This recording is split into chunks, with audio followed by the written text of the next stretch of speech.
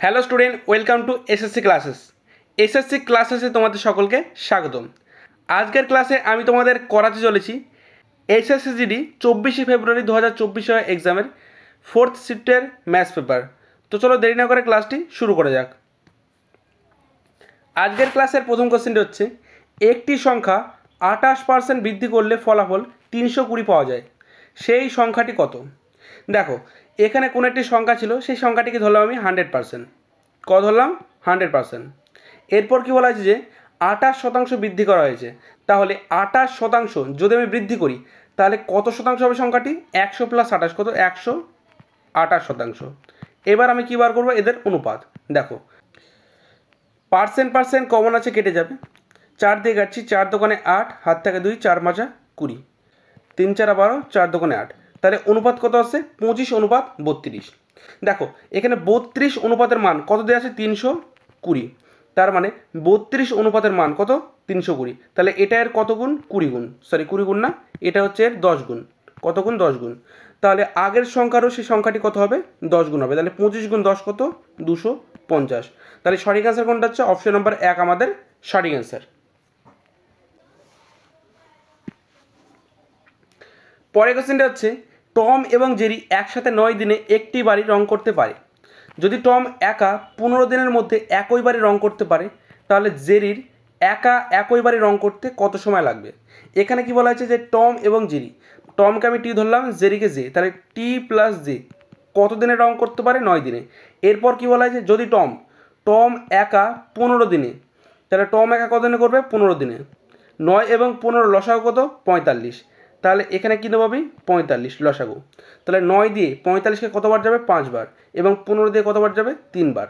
তাহলে এখানে আমি টমের কার্যক্ষমতার অনুপাত কত পাচ্ছি? 3। তাহলে টমের কার্যক্ষমতার অনুপাত কত? 3। তাহলে এখানে টি প্লাস জে মানে টম প্লাস জেরি কত আছে? 5। তাহলে 5-এর মধ্যে টম যদি 3 হয়, তাহলে জেরি কত হবে? জেরি হবে 2। তাহলে কাজটা কী করবে? কাজটা করবে জেরি। জেরির কার্যক্ষমতার অনুপাত কত? 2। তাহলে 45কে ক দিয়ে ভাগ করব? 45কে আমি জেরির কার্যক্ষমতার অনুপাত দিয়ে ভাগ করব। জেরির কার্যক্ষমতার অনুপাত কত? 2। তাহলে 2 দিয়ে ভাগ। তাহলে সঠিক অ্যান্সার কোনটা হচ্ছে? 45/2। অপশন নাম্বার 1 আমাদের সঠিক অ্যান্সার। পরের কোশ্চেনটি হচ্ছে, যদি একটি বস্তুর মুদ্রিত মূল্য হয় 2500 টাকা এবং বিক্রয় মূল্য 2000 টাকা, তাহলে ছাড়ের শতাংশ কত? এখানে একটি বস্তুর মুদ্রিত মূল্য মানে কি? এমআরপি। আমরা কি জানি? এমআরপি কত আছে? 2500 টাকা। 2500 টাকা। এবং বিক্রয় মূল্য মানে কি? এসপি কত আছে? 2000 টাকা। দেখো, এখানে বস্তুর মুদ্রিত মূল্য মানে এমআরপি দেওয়া আছে 2500 টাকা এবং বিক্রি করা হয়েছে 2000 টাকা। তাহলে ছাড়ের শতাংশ কত? দেখো, এখানে ছাড় বার করার আগে আমরা কি করব? এদেরকে কেটে যত ছোট করা যায় ছোট করে নেব, কেননা অঙ্কটা করতে সুবিধা হবে। বোঝা গেল? দেখো, 2 শূন্য কমন আছে, কেটে যাবে। 5 দিয়ে কাটছি, 5 5 25, 4 5 20। তাহলে এমআরপি কত হলো? 5। এসপি কত হলো? 4। তাহলে ছাড় কত টাকা দেওয়া হয়েছে? 1 টাকা। কার উপর? এমআরপি কত? 5। তাহলে বাই কত? 5। পার্সেন্ট বসানোর জন্য গুণ 100। তাহলে 5 দিয়ে কাটলে কত বার যাচ্ছে? 5 20 100। তাহলে অ্যান্সার কত হচ্ছে? 20%। অপশন নাম্বার 3 আমাদের সঠিক অ্যান্সার।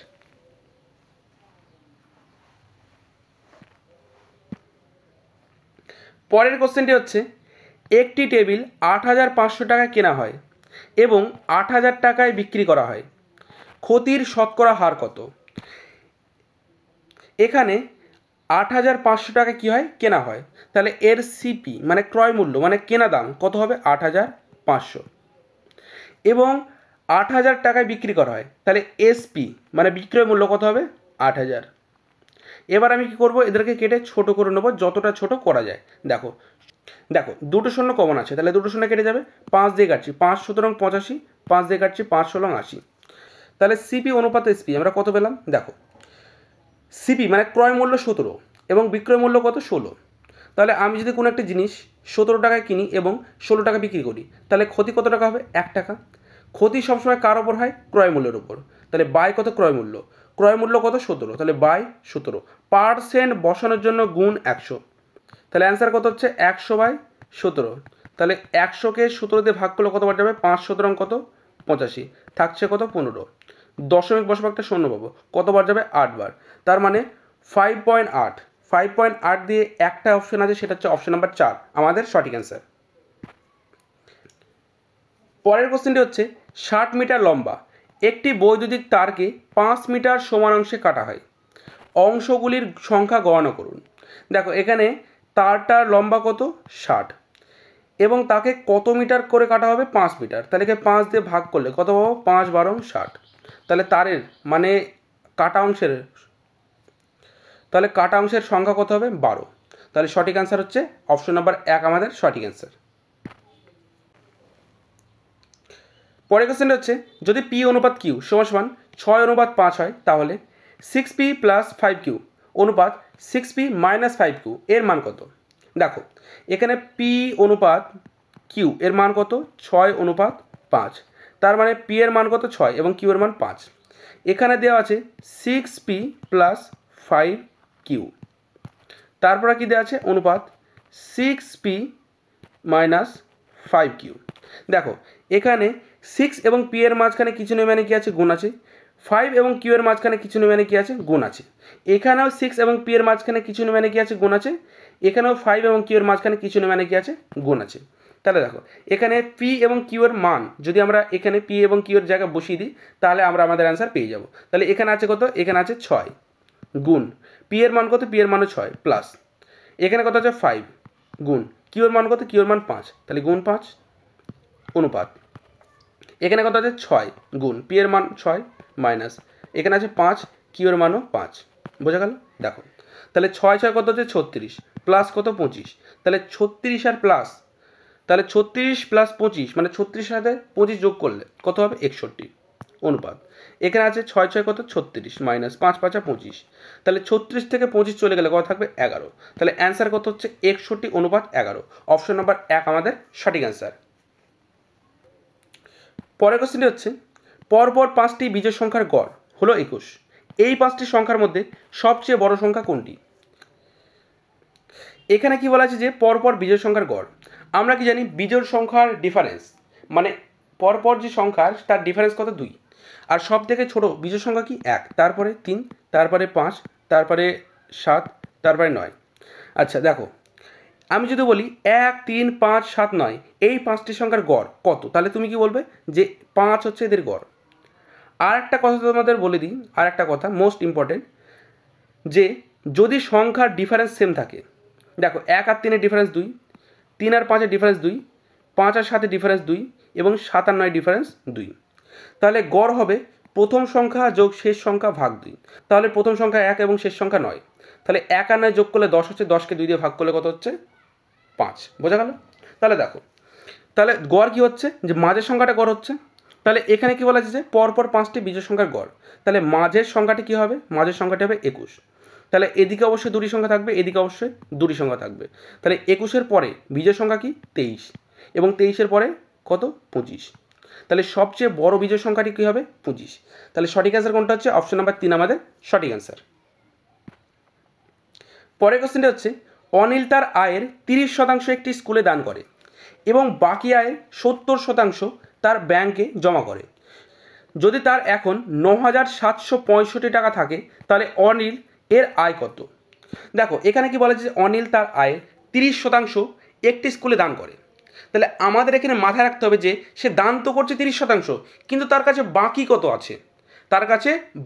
আছে, তাহলে আমি ধরলাম অনিলের আয় কত x টাকা, তাহলে 30% সে দান করে, তাহলে ধরো আমার কাছে 100 টাকা আছে, 30 টাকা আমি তোমাকে দান করলাম, তাহলে আমার কাছে এখন কত টাকা আছে, তাহলে 100 টাকা ছিল, 30 টাকা তোমাকে দান করেছি, তাহলে আছে কত 70 টাকা, তাহলে কত হবে 70/100 গুণ এরপর কি বলা আছে যে বাকি আয়ের, তাহলে বাকি আয় কোনটা এই 70/100, তাহলে এই বাকি আয়ের 70% তার ব্যাংকে জমা রাখে, তাহলে আমি যদি আমার আয়ের 70% ব্যাংকে জমা রাখি তাহলে আমার কাছে আছে কত শতাংশ, অবশ্যই 30, যদি আমার কাছে 100 টাকা থাকে আমি যদি 70 টাকা দান করে দিই বা ব্যাংকে জমা রাখি তাহলে আমার কাছে থাকবে কত 30 টাকা, বোঝা গেল।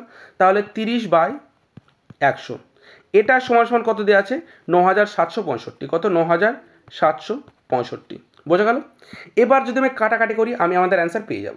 দেখো একটা শূন্য কেটে যাবে, একটা শূন্য কেটে যাবে, 7 দিয়ে কাটছি, 7 থেকে 7, 9 থেকে 7 গেলে কত থাকে 2, 3 7 কত 21, তাহলে 27 থেকে 21 গেলে কত থাকে 6, তাহলে থাকলো কত 66, কত হয়ে যাবে 7 9 63, থাকছে কত 3, 5 7 কে 35, এবার কত আছে 3, 3 দিয়ে কাটবো, 3 4 কত 12, হাত থাকে 1, 3 6 18, হাত থাকে 1, 3 5 15, তাহলে x ইকুয়াল টু কী হয় কোনাকুনি গুণ, তাহলে কত হচ্ছে ওদিকে আছে কি 4 6 5, এদিকে আছে কত, এদিকে আছে কি দুটো শূন্য, তাহলে দুটো শূন্য বসে যাবে, তাহলে সঠিক অ্যান্সার কোনটা হচ্ছে 46,500, অপশন নাম্বার 3 আমাদের সঠিক অ্যান্সার। পরের কোশ্চেনটা হচ্ছে একটি শার্টের মুদ্রিত মূল্য তার ক্রয় মূল্যের দ্বিগুণ, 20% লাভ পেতে শতকরা ছাড় কত হওয়া উচিত। দেখো এখানে কি বলা আছে যে একটি শার্টের মুদ্রিত মূল্য তার ক্রয় মূল্যের দ্বিগুণ, 20% লাভ পেতে শতকরা কত ছাড় দেওয়া উচিত। তো দেখো এই যে টাইপের অঙ্ক প্রত্যেকটা শিফটে আমি দেখতে পেয়েছি, এবং প্রত্যেকটা শিফটের অঙ্ক আমি একটি কনসেপ্টের মাধ্যমে করেছি। সে কনসেপ্টটা কি, সে কনসেপ্টটি হচ্ছে সিপি ইন্টু প্রফিট সমান সমান এমআরপি গুণ ডিসকাউন্ট। দেখো এখানে তোমাদের একটি বিষয় মাথায় রাখতে হবে যে প্রফিট মানে লাভ সবসময় আমরা 100 থেকে প্লাস করি, 100 থেকে প্লাস করি, কত হয় লাভ প্রফিট, এবং ডিসকাউন্ট কী করি আমরা 100 থেকে মাইনাস করি, সমান সমান কি ডিসকাউন্ট। আচ্ছা দেখো এখানে কি বলা আছে যে মুদ্রিত মূল্য মানে কি এমআরপি, এমআরপি ক্রয় মূল্যের দ্বিগুণ, তাহলে ক্রয় মূল্য 1 টাকা হলে মুদ্রিত মূল্য কত টাকা হবে 2 টাকা, এবং 20% লাভ, তাহলে লাভ কী করি 100 থেকে যোগ করি, তাহলে এটা কত হবে 120, তাহলে আমি এখানে মুদ্রিত মূল্য ক্রয় মূল্য এবং লাভ পেয়ে গেছি, তাহলে এখান থেকে আমি খুব সহজে ছাড়টা বার করে নিতে পারবো। তাহলে দেখো সিপি কত 1 টাকা ইন্টু প্রফিট কত 120 সমান সমান এমআরপি কত 2, ডিসকাউন্ট দেওয়া নেই, ডিসকাউন্টকে দিয়ে রেখে দেবো। আচ্ছা কাটাকাটি করলে আমরা আমাদের অ্যান্সার পেয়ে যাবো, 2 দিয়ে কাটছি কতবার 60 বার, তাহলে ডি ইজ ইকাল টু কত 60। তাহলে আমি কি বললাম তোমাদের একটু আগে যে ডিসকাউন্ট আমরা কি করি 100 থেকে মাইনাস করি, তাহলে 60, তাহলে এখান থেকে 100 থেকে মাইনাস করলে কত হচ্ছে 40, বোঝা গেল। বুঝতে না পারলে আবার বোঝাচ্ছি, দেখো আমি যদি কোনো একটি জিনিস 60% বিক্রি করি তাহলে কত শতাংশ ছাড় দিয়েছি, অবশ্যই 40%, বোঝা গেল। তাহলে ডিসকাউন্ট আমরা কী করবো 100 থেকে 60 মাইনাস করলে কত হচ্ছে 40%, আমাদের সঠিক অ্যান্সার অপশন নাম্বার 3, বোঝা গেল। পরের কোশ্চেনটা হচ্ছে 30 ভাগ ব্র্যাকেট 2 গুণ 3 ব্র্যাকেট ক্লোজ প্লাস 2 সরলীকরণ করুন, মানে এর মান কত। দেখো এখানে কি আছে 30, প্রথমে কার কাছে ব্র্যাকেট, তাহলে 3 দোকানে কত হবে 6, তাহলে ভাগ কত 6 প্লাস 2, তাহলে 6 দিয়ে কাটলে কত পাওয়া যাচ্ছে 5 6 30, 5 প্লাস 2 কত 7, সঠিক অ্যান্সার কোনটা, অপশন নাম্বার 1 আমাদের সঠিক অ্যান্সার। পরের কোশ্চেনটা হচ্ছে যদি এক্স সমান সমান 3/8 ইন্টু ওয়াই এবং ওয়াই সমান সমান 3/4 ইন্টু জেড হয়, তাহলে এক্স অনুপাত ওয়াই অনুপাত জেড এর মান কত। দেখো এখানে এক্স ইজিক্যাল টু কত আছে 3/8, দেখো 3/8 এর মাঝখানে কিছু নেমে কি আছে গুণ আছে, তাহলে গুণ কত হবে ওয়াই সমান ওয়াই সমান কি আছে 3/4 ইন্টু জেড। তাহলে দেখো এখান থেকে তুমি এক্স অনুপাত ওয়াই এবং ওয়াই অনুপাত জেড দুটো নিয়মে বার করতে পারবে। প্রথম নিয়মটা কি, দেখো সমানের ওদিকে আছে ওয়াই গুণ আকারে, তাহলে সমানের এদিকে আসলে লিখে হয়ে যাবে ভাগ আকারে, তাহলে এক্স বাই ওয়াই সমান কত হবে 3/8, এখানে ওয়াই সমান কত আছে, দেখো সমানের ওদিকে আছে জেড গুণ আকারে, এদিকে আসলে কী হয়ে যাবে ভাগ আকারে, তাহলে ওয়াই বাই জেড সমান কত হবে 3/4, বোঝা গেল। আর একটা নিয়ম কি, দেখো আর একটা নিয়ম দেখে নাও তোমরা, দেখো এখানে আছে সমান থাকলে কোনাকুনি কী হয় গুণ, তাহলে গুণ করলে কী হবে, দেখো 8টা এক্সের সাথে গুণ হয় কী হয়ে যাবে 8x ইজিক্যাল টু কত হবে 3y, তাহলে এখানে সমান থাকলে কি অনুপাত উল্টিয়ে যায়, তাহলে এক্স অনুপাত ওয়াই সমান কত হবে 3/8, বোঝা গেল। এবং এখানে কোনাকুনি কী হবে গুণ, তাহলে 4y ইজিক্যাল টু 3z, তাহলে এখানে ওয়াই অনুপাত জেড কত হবে 3:4, এবং এখানে এক্সের সামনে আছে কত 3 এবং ওয়াইয়ের সামনে 8, তাহলে এক্স অনুপাত ওয়াই কত হবে 3/8, বোঝা গেল। এখানে ওয়াই অনুপাত জেড, দেখো ওয়াইয়ের সামনে আছে 3 জেডের সামনে 4, তাহলে ওয়াই অনুপাত জেড কত হবে 3/4, বোঝা গেল। এখানে আমাকে কী বার করতে হবে এক্স অনুপাত ওয়াই অনুপাত জেড, তাহলে আমি কী করবো ওয়াই জেডকে এক্স ওয়াই নিচে নিয়ে আনবো, তাহলে এখানে কী হবে ওয়াই অনুপাত জেড সমান কত 3/4, এখানে তুমি যদি আকারে গুণ করে দাও তাহলে কিন্তু তুমি তোমাদের অ্যান্সার পেয়ে যাবে, তাহলে 3 3 কত 9, 3 আসতে 24, 4 আসতে 32, তাহলে অনুপাত কত হচ্ছে 9:24:32। পরের কোশ্চেনটা হচ্ছে 25 গুণ 4 মাইনাস 22/11 গুণ 7 প্লাস 4 গুণ 3। তোমরা জানো সরলীকরণ অঙ্কে সর্বপ্রথম কার কাজ হয়? ভাগের কাজ। তাহলে দেখো ভাগ কোথায় আছে? এখানে আছে। তাহলে 11 দিয়ে কাটছি, 11 দোকানে কত? 22। তাহলে 4 পঁচিশ কত? 100 মাইনাস 7 দোকানে কত? 14 প্লাস 3 4 12। তাহলে দেখো প্লাস আর মাইনাস থাকলে যে কোনো একটা কাজ তোমরা আগে পিছিয়ে করতে পারো। তাহলে দেখো -14 থেকে +12 চলে গেলে থাকে -2। তাহলে 100 থেকে -2 করলে কত হবে? 98। অপশন নম্বর 1 আমাদের সঠিক অ্যান্সার। পরের কোশ্চেনটা হচ্ছে একটি নির্দিষ্ট অঙ্কের টাকার উপর 3/2 বছর এবং 7/2 বছরের জন্য বার্ষিক 12% হারে সরল সুদের মধ্যে পার্থক্য হলো 1920 টাকা। সেই টাকার পরিমাণ কত? দেখো এখানে আর দেওয়া আছে, আর কত দেওয়া আছে? 12%। দেখো এখানে কি বলা আছে যে 3/2, তাহলে 3-এর অর্ধেক কত? 1.5 বছর এবং 7/2 মানে কত? 7/2 মানে হচ্ছে 3.5 বছর।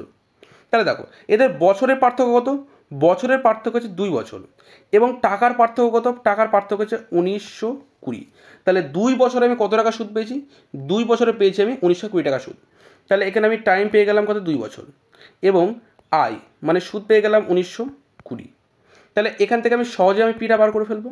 তাহলে আমরা কি জানি? পি সমান সমান I into 100 by R into T, এটা হচ্ছে সূত্র। তাহলে পি কত আছে? পি আমরা জানি না।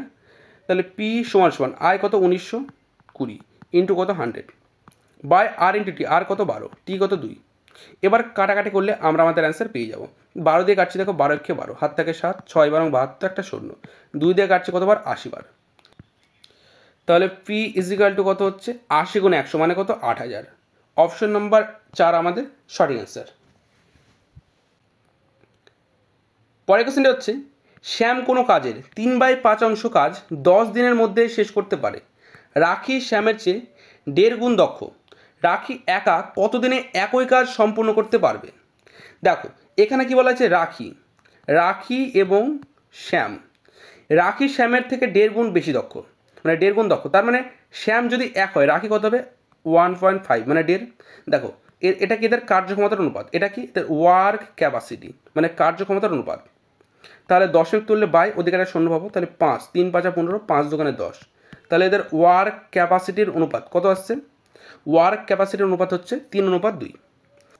এরপর কি বলা আছে যে শ্যাম কোনো কাজে 3/5 করে 10 দিনে। তাহলে 3/5 করে কত দিনে? 10 দিনে। তাহলে 5-এর মধ্যে 3 কাজ করে, 5-এর মধ্যে 3 কাজ করে কত দিনে? 10 দিনে। তাহলে আমি কি করবো? জাস্ট এদের উল্টি দিলে অ্যান্সার পেয়ে যাবো, মানে শ্যাম টোটাল কাজটা কদিনে করবে। তাহলে কত হচ্ছে? 5/3 গুণ 10, কত হচ্ছে? 5 10 50/3। তাহলে শ্যাম 50/3 দিনে কাজটি করে। এরপর কি বলে যে রাখি একা কাজটি কত দিনে করবে? দেখো এখানে শ্যাম যদি একা কাজটা করে তাহলে 50/3 দিনে কাজটা শেষ করে ফেলবে। তাহলে শ্যামের কার্যক্ষমতার অনুপাত কত? 2। তাহলে এখান থেকে কী বার করবো আমি? টোটাল কাজ TW। তাহলে শ্যাম 2 ক্ষমতায় যদি 50/3 দিন কাজ করে তাহলে টোটাল কাজ পেয়ে যাবো আমি। টোটাল কাজ হয়ে যাবে মানে মোট কাজ যেটা সেটা পেয়ে যাবো। তাহলে 50/3 গুণ 2, তাহলে 50 দোকানে কত? 100, 100/3 কত আমাদের টোটাল কাজ। এই কাজটা কে করবে? রাখি। তাহলে রাখির কার্যক্ষমতার অনুপাত কত? 3। তাহলে 3 দিয়ে ভাগ গুণ 3, তাহলে কত হচ্ছে? 100। 3 গুণ 3 কত? 9। তাহলে সঠিক অ্যান্সার কোনটা হচ্ছে? 100/9। অপশন নাম্বার 2 আমাদের সঠিক অ্যান্সার। পরের কোশ্চেনটি হচ্ছে ঘনক আকার ঘরে রাখা যায় এমন দীর্ঘতম রডের দৈর্ঘ্য 8√3 সেমি। ঘনকের আয়তন কত? আমরা কি জানি ঘনকের আয়তন এর সূত্র কি? এর সূত্র হচ্ছে a³ এবং দীর্ঘতম রড মানে কি? এর বিকর্ণ। তাহলে এর কর্ণের সূত্র কি?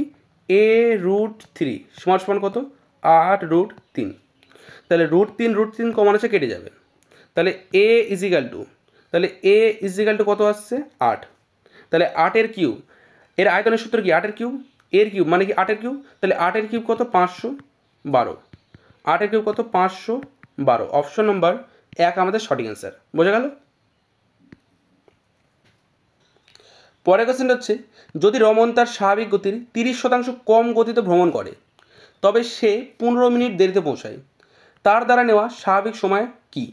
দেখো এই কোশ্চেনটি ভুল ছিল, কেননা হিন্দিতে এবং ইংলিশে দুটোই ট্রান্সলেট করে দেখেছিলাম, কিন্তু এই কোশ্চেনটি কী ছিল? ভুল ছিল।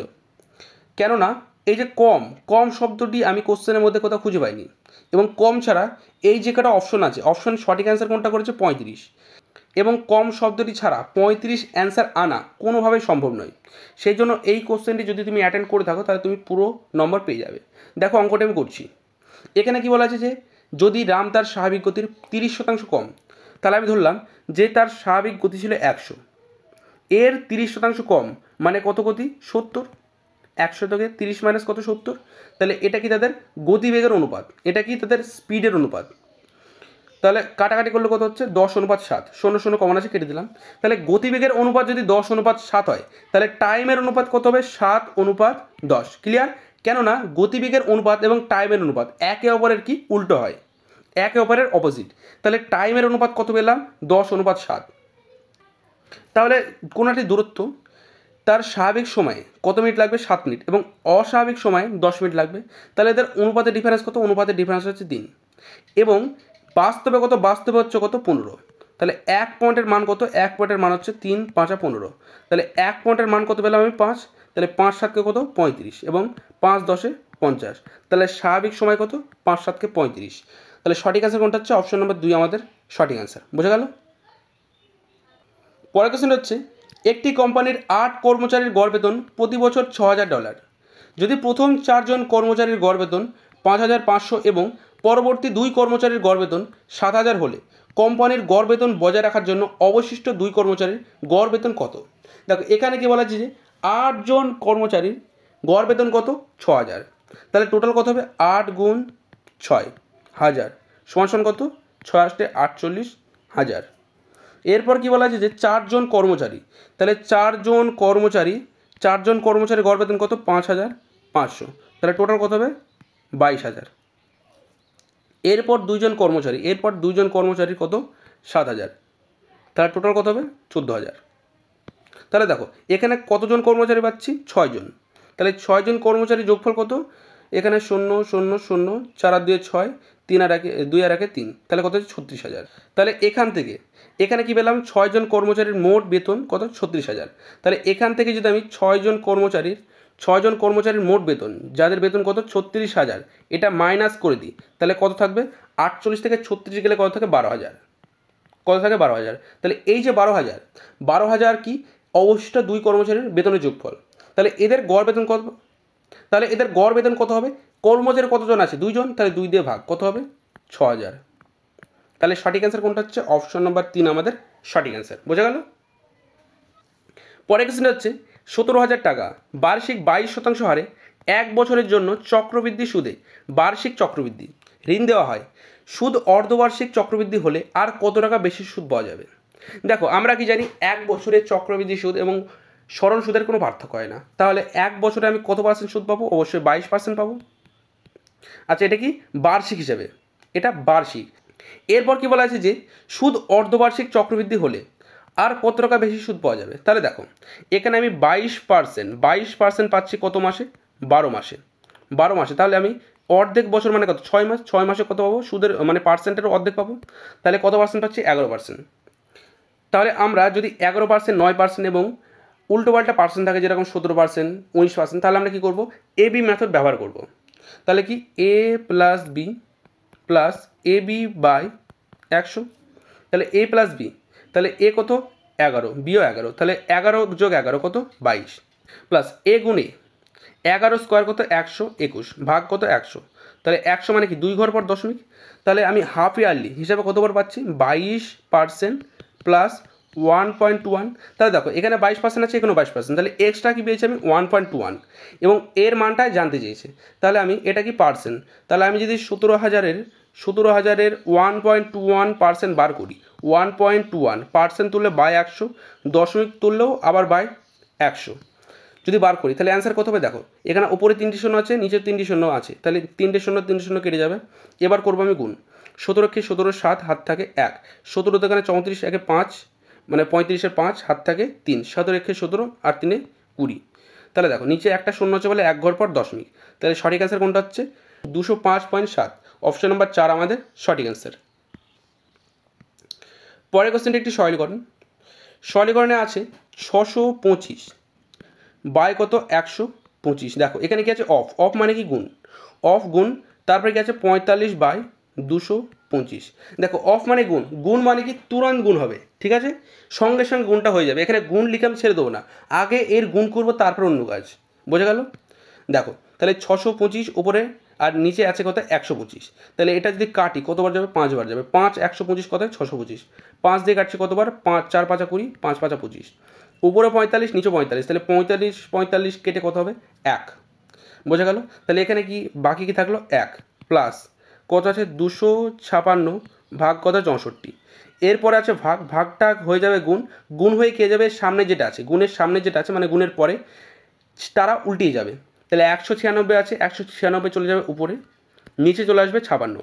এবার আমি কাটবো, দেখো 8 দিয়ে কাটাকাটি যাচ্ছে, 8 দিয়ে কাটছি, 7 8 56, উপরে আছে 25, 3 8 24, হাত থাকে 1, 8 দোকানে 16, 32 দিয়ে কাটছি, 32 দোকানে 64, 2 দিয়ে কাটছি কতবার 9 দোকানে 18, হাত থাকে 1, 8 দোকানে 16, 7 দিয়ে কাটছি কতবার 7 থেকে 7, হাত থাকে 2, 4 7 থেকে 28, তাহলে 1 প্লাস 14 কত হবে 15। অপশন নম্বর 1 আমাদের সঠিক অ্যান্সার। পরের কোশ্চেন হচ্ছে গত বছর নীল দুটি ঘড়ি কিনেছিল, এবছর তিনি ঘড়ি প্রতি 15,000 টাকা দরে দুটি ঘড়ি বিক্রি করেছেন। একটি ঘড়িতে তিনি 25% লাভ করেছেন এবং অন্য ঘড়িতে তিনি x% ক্ষতির সম্মুখীন হয়েছেন। যদি তার নেট লস 2,000 টাকা হয় তাহলে এক্স এর মান কত।